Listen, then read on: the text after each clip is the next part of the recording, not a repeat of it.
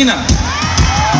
আমরা মানে মানব জাতি এই নদীটাকে কোনোদিন আমাদের জীবনে আসতে দিন। যিনি গানটা লিখেছিলেন, বানিয়েছিলেন, তিনি এটা ভেবেই লিখেছিলেন যে এরকম একটা নদী আমাদের জীবনে কোনো না কোনো দিন আসবে। কিন্তু মানুষ তো আমরা খুব স্বার্থপর, আমরা যার জন্য বাঁচি তাকেই প্রথমে মেরে দিই। যেরকম প্রকৃতির জন্য বাঁচি এবং রোজ রোজ প্রকৃতিকে একটু একটু করে ধ্বংস করে যাচ্ছি। তো আমরা সবার কাছে এটা অনুরোধ করে থাকি যে খুব সামান্য একটা কাজ, আপনার হাতে রোজকার যে খাবার প্যাকেট, আইসক্রিমের প্যাকেট, জলের বোতল, চিপসের প্যাকেট, যেটা আপনি যেখানে সেখানে ছুঁড়ে ফেলে দেন, এটা কি বলবো, মানে এটা খুবই অনুচিত একটা কাজ। আমরা নিশ্চয়ই আমাদের ঘরে যেখানে সেখানে আবর্জনা ছুঁড়ে ফেলি। তো জাস্ট একটা খুব একটা নির্দিষ্ট জায়গায় একটা ডাস্টবিনে ফেললে এইটুকুই অনেকটা, এবং এটা করতে খুব একটা পরিশ্রমের প্রয়োজন না, একটু বিবেক লাগবে শুধু।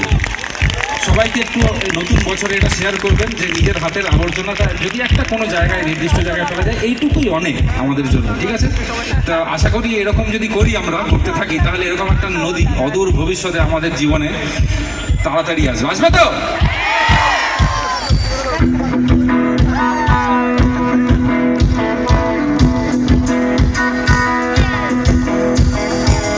নদী যদি মদ হইতো, মাতালে পেট পুড়ে খাইতো রে। নদী যদি মদ হইতো, মাতালে পেট পুড়ে খাইতো রে। আর চাকনা হতো বালি, কি করলি মা কালী? আর চাকনা হতো বালি, কি করলি মা কালী? বড় দাদা গো, ও বড় দিদি গো, ও বড় দাদা গো, দিদি গো, জাম জেগা মাদলিবার